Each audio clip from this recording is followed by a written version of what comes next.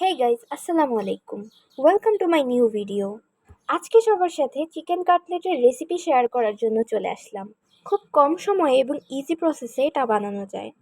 এটা বানানোর জন্য প্রথমেই আমি 300 গ্রামের মতো বোনলেস চিকেন ছোট ছোট পিস করে নিয়েছি। এর সাথে নিয়েছি 2 পিস ব্রেড, একটা ডিম, পেঁয়াজ কুচি, কয়েকটা কাঁচামরিচ, 2 টুকরো লেবু, ধনেপাতা, 1 চা চামচ রসুন বাটা আর 1 চা চামচ আদা বাটা। এখন এই সব কিছু একটা ব্লেন্ডারে একে একে দিয়ে দিচ্ছি। এর সাথে দিচ্ছি 1 চা চামচ গরম মশলা এবং হাফ চা চামচ গোলমরিচ গুঁড়ো।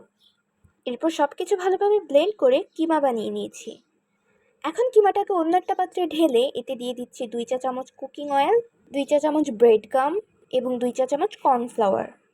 তারপর সব কিছু মিক্স করে ছোট ছোট গোলা করে আলাদা করে রাখলাম। এখন অন্য একটা বাটিতে 3টা ডিম ভেঙে নিচ্ছি। তারপর এতে দিচ্ছি হাফ চা চামচ গোলমরিচ গুঁড়ো এবং একটু লবণ। তারপর সব কিছু ভালোভাবে মিক্স করে নিব। অন্য একটা বাটিতে নিয়ে নিয়েছি ব্রেড গাম।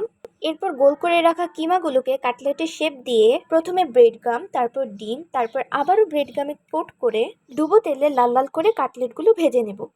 এই তো খুব সহজেই আমাদের কাটলেটগুলো রেডি হয়ে গিয়েছে। Thanks for watching guys. আজকের জন্য আল্লাহ হাফেজ।